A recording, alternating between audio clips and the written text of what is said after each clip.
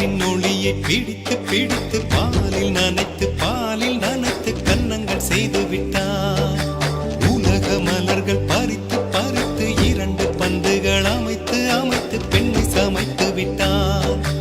அழகு என்பது ஆண்பாலா பெண்பாலா என்பதில் எனக்கு சந்தேகம் தீர்ந்தது. அழகு என்பது நிச்சயம் பெண்பாலடா. கவிதை என்பது மொழியின் வடிவம் என்றொரு கருத்து